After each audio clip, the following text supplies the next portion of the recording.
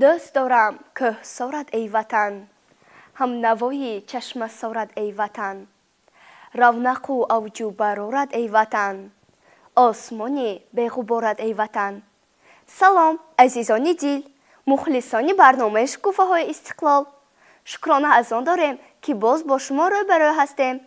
آرزوی آن را داریم که همیشه سربلند و خانه آباد باشید. با چنین نیت‌های نیک برنامه خود را آغاز میکنیم. با ما باشید.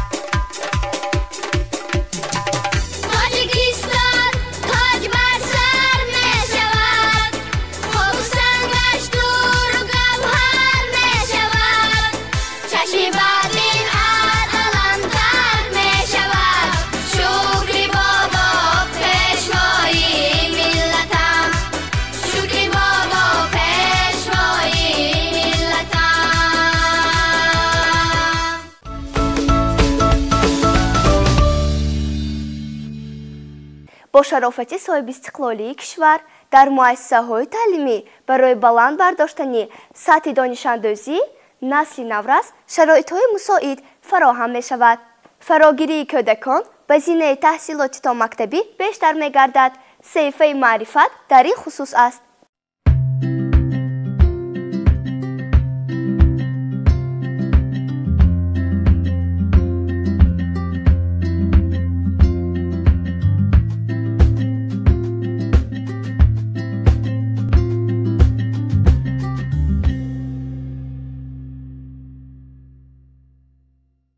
در پیام نوبتی خود به مجلس عالی جمهوری تاجیکستان، اساسگزار صلح و وحدت ملی، پیشوای ملت پرزیدنت جمهوری تاجیکستان محترم امامعلی رحمان بار دیگر از مهمیت مسئله رشد ساحه معارف و خصوص زینه تحصیلات تا مکتبی یادآور گشته مسئولین را به جلب هرچه بیشتری کودکان به این زینه تحصیلات موظف نمودند. با مقصد تطبیق همه‌جانبه دستور نشاندادهای پیشوای ملت در شهر خوجند تدبیرهای سودمند اندیشیده شده با تشکیل مرکزهای انکشاف کودک فراگیری آنها به تحصیلات تا مکتبی بیشتر می‌گردد.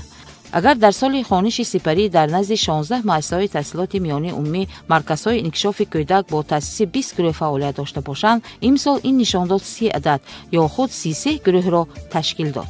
مربی گروه مرکز انکشاف کودک نزد مؤسسه تحصیلات میانی عمومی رقم 5 شهر خوجند صباحت ابراهیم و یکی از متخصصان ورزیده و نوآور و ایجادکار است. او در طول فعالیتش در این گروه بیشتر طریق اصول فعال تعلیم مشغولیت‌ها را گذرانیده می‌کوشد که بچه‌ها به زمینه تحصیلات میانی عمومی همه‌طرفه آماده گردند. در مرکز انکشاف کودک طول همین سالها فعالیت خود را برده ایستاده است. این از یک چند مشغولیت ها عبارت است. در همین مشغولیت ها ما مشغولیت سواد آموزی، مشغولیت عادی‌ترین متماتیک، مشغولیت سراب سازی، مشغولیت خویشتن شناسی، ما زیاده از 14 نمودی مشغولیت را با همین کودکان میگذرانیم و هر یک مشغولیت کودکان را به حیث وطن دوستی، خویشتن شناسی، احترام نمودنی کلانسالان، پدر و مادران را تربیت کرده به وای رسانیده استاده. مقصد اساسی ما هم این پیش از همه انکشاف دادن نطق خوانندگان می باشد و آماده نمودن خوانندگان به تحصیل مکتب می باشد. یکی از سمت‌های اساسی فعالیت‌های مرکزهای انکشاف کودک به مطابق گردانی بچه‌ها به مؤسسه‌های تحصیلات میانی عمومی روانه گردیده است. برابر آموزش برنامه‌های تعلیمی کودکان به زبان آموزی نیز جلب کرده شدند. هفته 2 مرتبه آنها زبان انگلیسی و روسی را می‌آموزند. این امکانیت می‌دهد که نطق بچه‌ها برو و جهانبینی‌شان وسیع گردد. تاجیکستان ملکی پرفیض و پر احسان، وادی های زرنثارش دامنی سبزی کهستان، آب و خاک از دولتی ما، سنگ پاک از ثروتی ما، صبح استقلال کشور نور چشم ملتی ما. اسلام عارفان و صادقان این وطن، اسلام دستدار جاودان این وطن، ما وطن داریم نامش تاجیکستان عزیز، اسلام همدیاران عزیز. بهترین حرفی محبت وطن است، مهر و اخلاصی صداقت وطن است، سخنی از همه قیمت وطن است، جرأت و کوشش و زحمت وطن است. طوری در پیام نوبتی تاکید گردید زمینه تحصیلات تا مکتبی یکی از سمت‌های اساسی ساحه معارف محسوب می‌یابد. به راه ماندن آموزش زبان‌های خارجی و جلب کودکان به آن امکانیت می‌دهد که آنها از خردسالی دارای تفکری بلند، ذکاوت و سواد کامل گردند. محض با درک این مفهوم در مرکز انکشاف کودک در نزد مؤسسه تحصیلات میانی عمومی غیر دولتی پیمان شهر خوجند گروه‌ها را با تمام عیانیت، مواد خوانش، بازی و استراحت مجهز نمودند. در این مؤسسه 3 گروه با فراگیری 75 کودک به تعلیم و تربیت فرا گرفتند. هنگام صحبت مسئولین مؤسسه به ما اطلاع دادند که به گروه‌های مرکز انکشاف کودک بچه‌ها موافق سن و سال فرا گرفته شدند. طبق طلبات مقرر شده در اینجا کودکان از سن 4 ساله قبول شده تعلیم و تربیت می‌گیرند. مشغولیت‌ها موافق جدول درسی به راه مانده شده است. تربیت‌گرندگان خردسال مرکز نیز به آموزش زبان‌های روسی و انگلیسی فرا گرفته شده. انکشاف نطق آنها در مد اول می‌ایستد، می‌گویند مسئولین مؤسسه. چه گل بدان من تخترک دادان شده چاکلام ما چوزکی دادان انا سایا افاوی کسم انا زمینی تا اوشنای یایکا نادشای شویکا. با دستور سپارش‌های اساسگزار صلح و وحدت ملی پیشوای معظم ملت امام علی رحمان در تمام جمهوری مرکزهای انکشاف کودکان با مقصد آماده نمودن کودکان به صنف 1 با مقصد بلند برداشتن سطح دانش کودکان قابلیت ذهنی کودکان تشکیل کرده شده است. در مؤسسه ما نیز چنین مرکز فعالیت می‌برد. در مؤسسه ما 3 گروه با تعداد 75 نفر کودکان به مرکز جلب کرده شده‌اند. مربیان پرتجربه در این مرکز فعالیت می‌برند و طبق برنامه به کودکان دانش می‌آموزند. در این مرکز مربیان با تجربه فعالیت می‌برند و کودکان را به صنف 1 آماده می‌کنند. در مرکز انکشاف کودک آموزش زبان انگلیسی، زبان روسی به راه مانده شده است. به مرکز انکشاف کودک ما کودکان از سن 4 ساله قبول کرده می شوند. تشکیل مرکز انکشاف کودک واقعا اقدام خوبی است که فعالیت آنها به بهداشت روند تدریس زمینه‌های خوب می‌گذارد. والدین نیز امروزها از دانش اندازی فرزندانشان قناعتمندند، زیرا تحصیل در گروه‌های مرکز انکشاف کودک آنها را با قاعده‌های طلبگی، رعایت طلبات‌های مکتب و ثمر مهمش در مستقلیت بچه‌ها در زمینه تحصیلات میان عمومی مساعدت می‌کند. Снег зашел, запах раплелью, прокатился ветры гром, муравьи по старым елю, все семейства строят дом. Tajikistan is very big, Tajikistan is beautiful, Tajikistan is our motherland, I love you Tajikistan.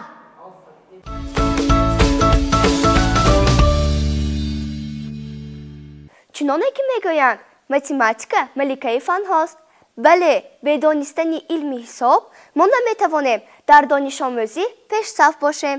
نسل نورسی امروز با آموزش این فن شوق کلان دارد. بخش نوبتی برنامه را همراه تماشا میکنیم.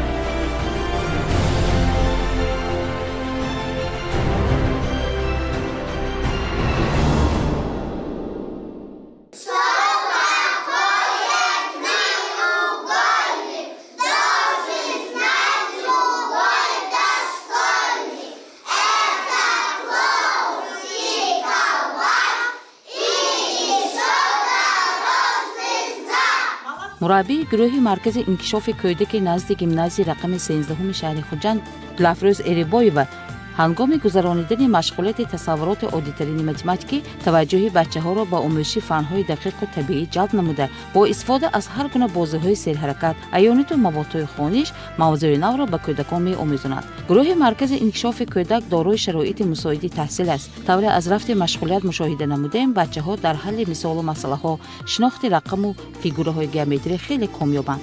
باید گفت که آموزش فنی حساب یکی از سمت‌های اساسی در این مرحله خوانش است. با اعلان شدن 20 ساله آموزش و رشد فن‌های دقیق ریاضی و طبیعی در ساحه علم و معارف کشور، مربیان گروه‌های مرکز انکشاف کودک تصمیم گرفتند که با بچه‌ها علاوه به برنامه تعلیمی، طریق گذراندن بازی‌های شوق‌آور متماتیکی، ویکتورین و خوشحالی‌های معرفتی، شوق و رغبت آنها را به آموزش فن‌های رویه‌ای دقیق و ریاضی بیشتر نمایند. الحال تعداد تربیت‌کنندگان در گروه مذکور 26 نفر را تشکیل می‌دهد. هر یک آنها قابلیت خوبی از خودکنی برنامه‌های دولتی را دارند و بعد ختم آن می‌توانند به صنف یکم مؤسسه مذکور قبول کرده شوند. 2 سال اینجانب در مؤسسه تعلیمی گیمنازی رقم 13 به نام مکسیم گورکی شهر خوجند مرکز انکشاف کودک فعالیت می‌کند. در این مرکز آموزگار صنف‌های ابتدایی اریپای و دلفروز تمام درس می‌دهند. این مرکز فعالیت خود را موافق برنامه تصدیق شده وزارت معارف و علم جمهوری تاجیکستان به پیش میبرد. در این مرکز همه روزه 26 نفر کودکان از ساعت 8 تا 11:30 تعلیم و تربیت میگیرند. مقصد تشکیل نمودن این گروه آماده نمودن کودکان به زمینه مکتبی است.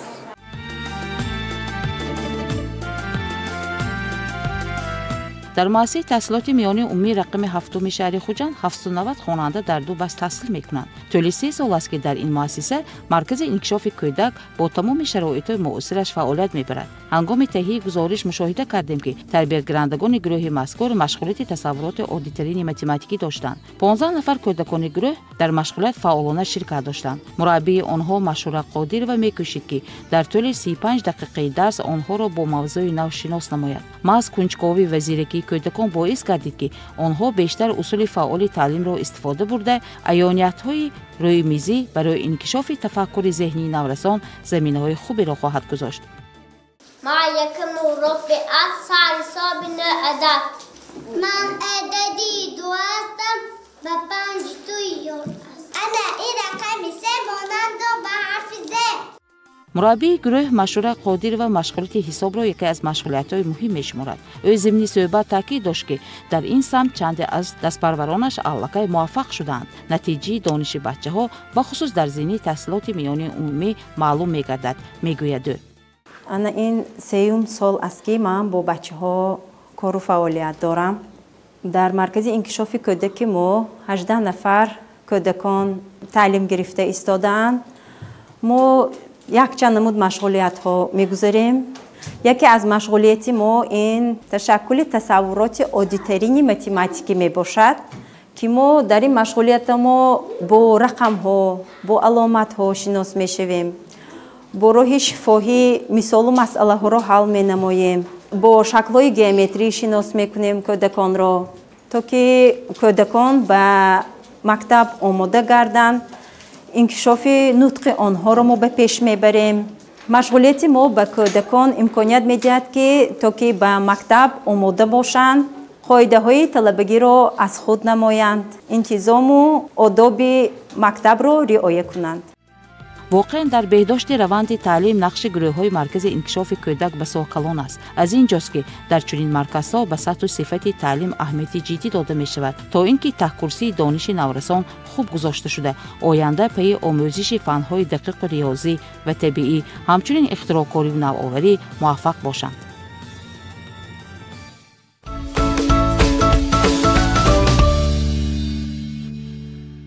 شناس شدن با تاریخ و تمدن برای هر یکی ما درسی خویشتن‌شناسی و وطن دوستی است. قهرمانی‌های فرزندان فرزانه ملت ما را با گذشته خود شناس می‌کنند.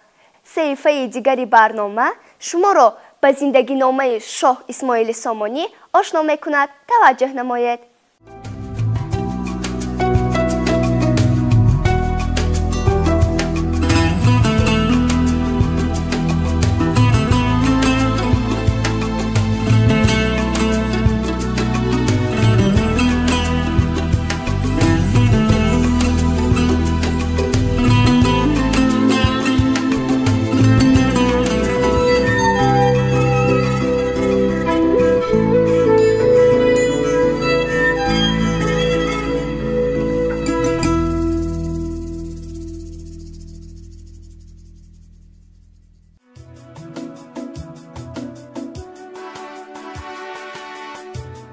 اسماعیل سامانی امیر سلاله سامانیان سالهای 874 تا 892 والی نصر یک سامانی در بخارا و بعد وفات برادرش از سال 892 امیر مطلق دولت سامانیان گردید. هنوز در عهد نصر یک سامانی اسماعیل ابن احمد سعی و کوشش نمود که در بخارا حاکم مطلق گردد. در نتیجه بین او و نصر یک ضدیت به عمل آمده آن با زدوخورد حربی انجام یافت.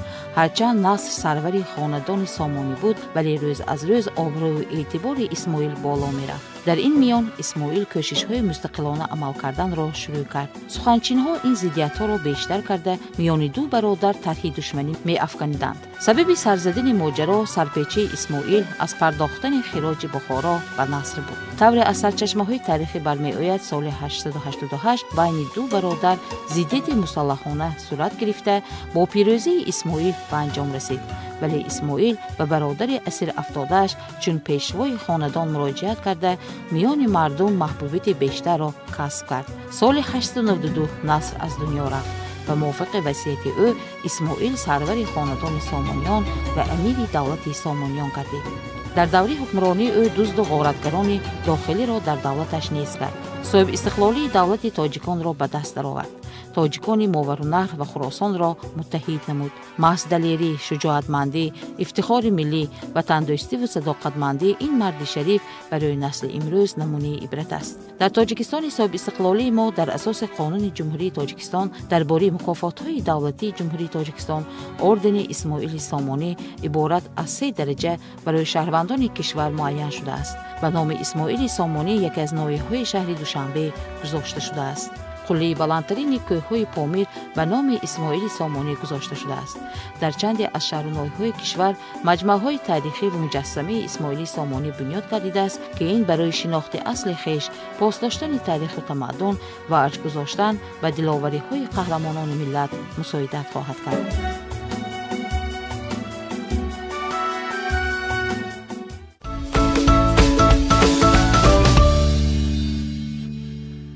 تاجیکستان مادری جان، شکری مادر میکنیم. зарраи хоки туро ҳамвазни гавҳар мекунем. бахши тараннуми ватан манзури шумо мегардад.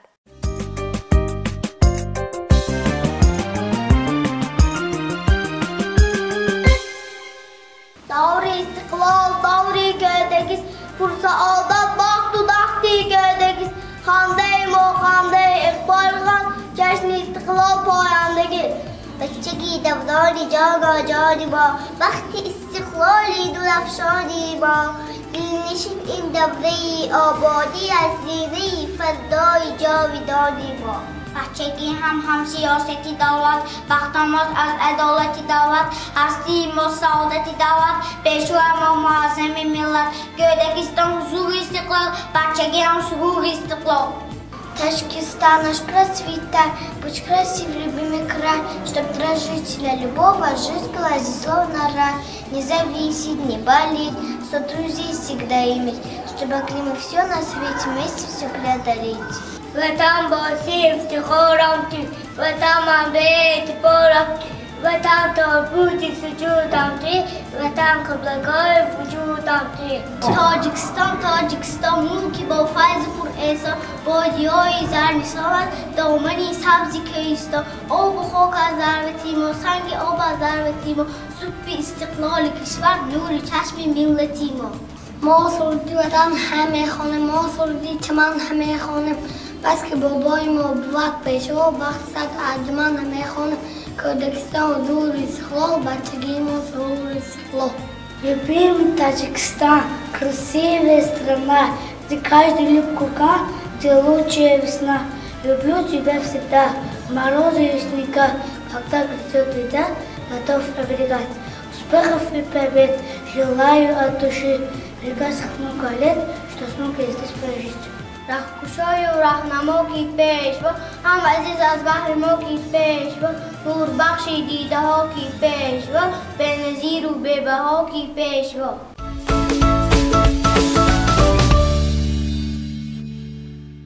бачаҳои азиз, фурсати пахши саҳифаи дӯстдоштаи шумо дар олами афсона фаро расид. ин навбат бароятон боз маълумотҳои аҷоибро гирд овардем. албатта шумо интизори тамошои он ҳастед. бо диққат бошед.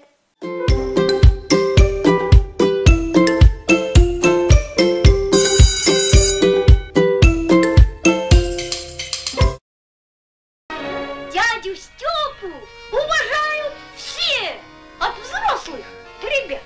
Встретят, взглядом провожают и с улыбкой говорят.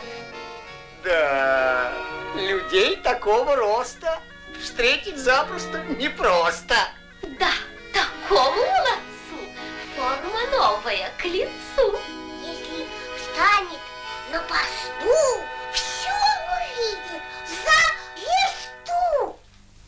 В филми тасвирии амаки Степа милитсионер шояд барои баъзе аз наврасон меҳри интихоби касби корманди мақомоти ҳифзи ҳуқуқро пайдо карда бошад. бори нахуст вақти соли 1964 филми мазкур тариқи ойнии Нилгул манзури тамошобинон гардид, он байни хурду бузург маҳбубиятро ба худ касб кард. қаҳрамони асосии филм марди бо номи Степа дар риоя кардани тартиботи ҷамъиятӣ нақши муҳим мегузорад. ӯ ҳамчун милитсионер ба кори худ содиқ, далелу шуҷоъ, масъулияти ҷиддиро эҳсос намуда, пайваста мекӯшад ки ба хурду калон кӯмаки худро расонад. Он дежурит на мосту. Дядя Степа сквозь туман смотрит вдаль, как капитан. Ой, попала я в беду! Ой, спасите! Пропаду! коргардони филм Иван Аксенчук ҳангоми таҳияи он тавонист симои милитсионери ба касби худ содиқро ба тамошобинон нишон диҳад. давомнокии филм 19 дақиқаро дар бар мегирад. бастагор Александр Лакишин барои шавқовар таҳия шудани филм оҳангҳои ҷолибро эҷод карда, ба ин васила таваҷҷӯҳи бинандагонро ҷалб намудааст. Степан и спас ее, и корзину, и белье.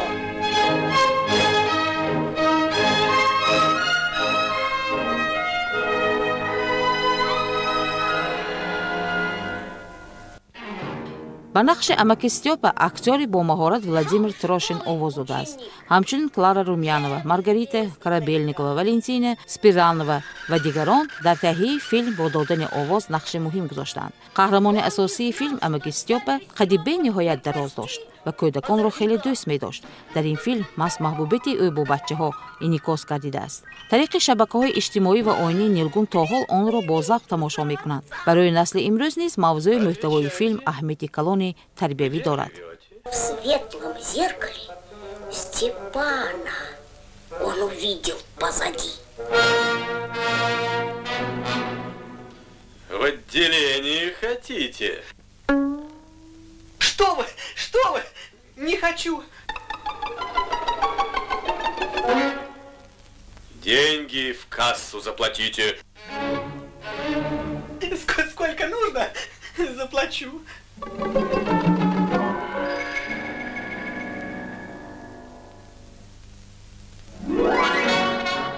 Постовой Степан Степанов был грозой для хулиганов.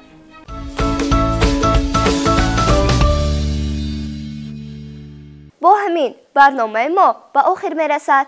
برایتان تمام خوشی های زندگی را تمنا داریم. شاد و پیروز باشید. خیر.